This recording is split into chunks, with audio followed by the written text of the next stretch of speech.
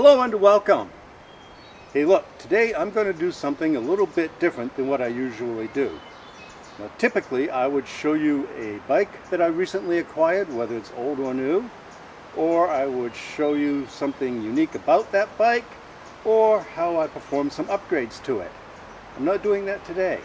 Today it's not about the bike, it's about the bicycle rider, and he is me.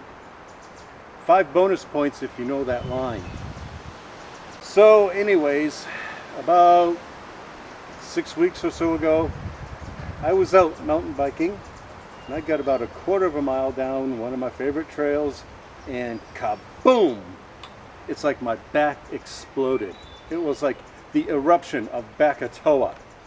Do you remember that scene in Alien where the xenomorph lava popped out of the guy's chest? Well, it felt like my spine was trying to do that from between my shoulder blades. Kidding aside, I have never felt that kind of pain come on that quickly, and it did not go away either. Long story short, I ended up going to my doctor, and he sent me to get a CAT scan, or more specifically a CTA scan. And they did basically my entire thorax, and it all came back unremarkable.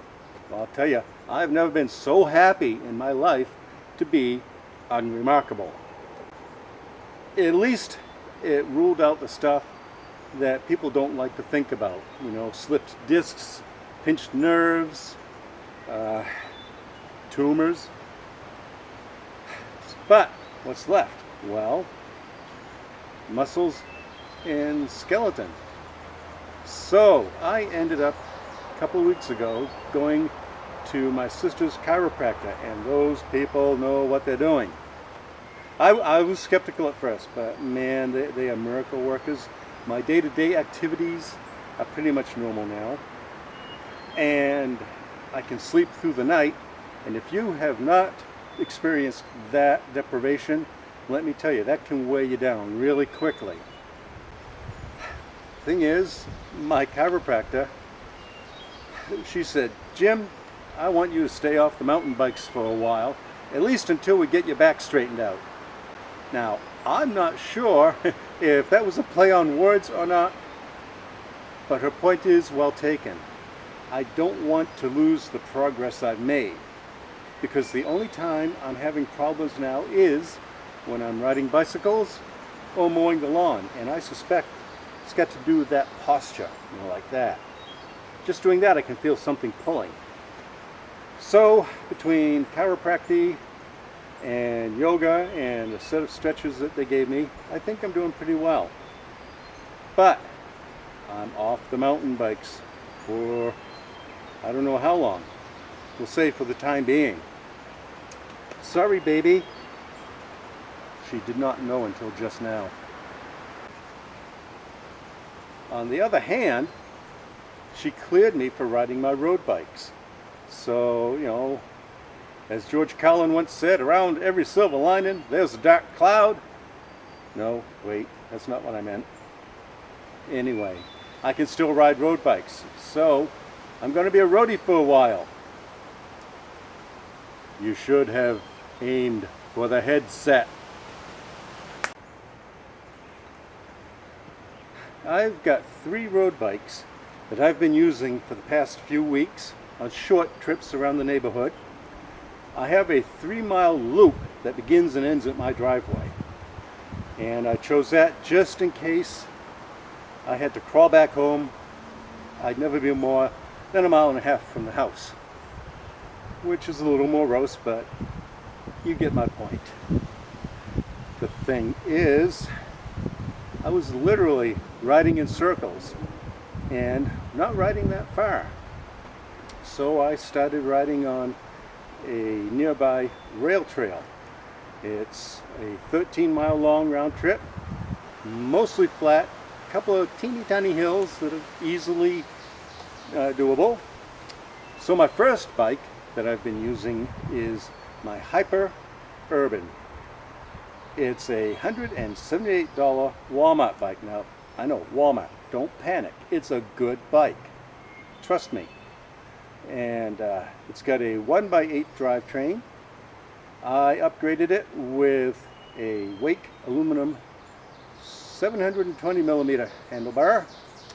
And I put this set of vintage 1985-ish Mavic 700C wheels on it with Continental tires, and oh my gosh, does this thing ride nice now. Let me tell you, it's sweet. And those wheels, perfect. The second bike, you know what?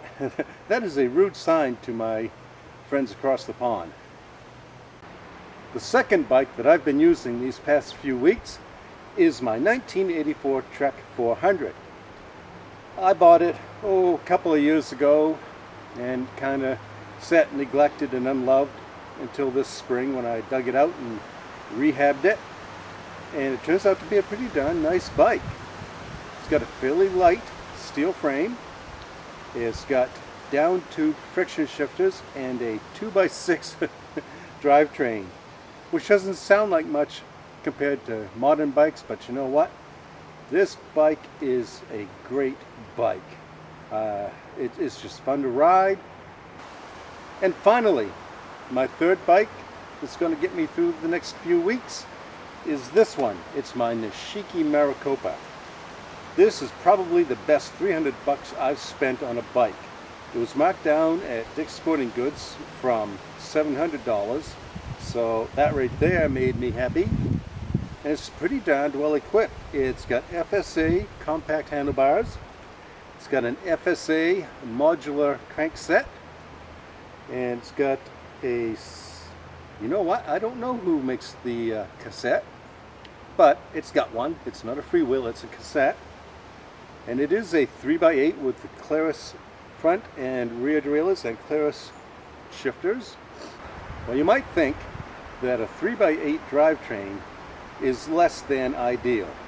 And you know, maybe if I was a high caliber road racer, that might be true, but I am at best an enthusiastic amateur. So having that extra chain ring with 22 teeth on it does make climbing a bit easier. The cassette has a range of 14 to 28. So here's the thing.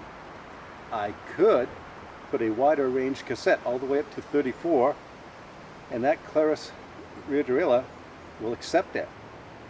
Something to think about. Plus, being modular, I can finagle with the chain rings as well to, you know, fool around with the gear ratios. Now, so far, the only thing that I've done to this bike is I upgraded the saddle. I put on a San Marco carbon fiber Aspide, and it may not look particularly comfortable, but I've been on a lot of long rides on this, and I'll tell you what, it's a great saddle. Plus, you know, carbon fiber. Ooh. So, if you enjoyed this video, and if you enjoyed listening to me prattle on like this, first of all, thanks for your indulgence. And if you did like it, please give me a thumbs up. That does help.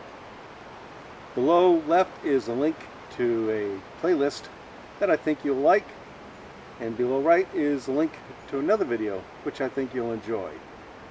And as always, thanks so much for watching. Kidding aside, I do appreciate that. Goodbye. Have a great day.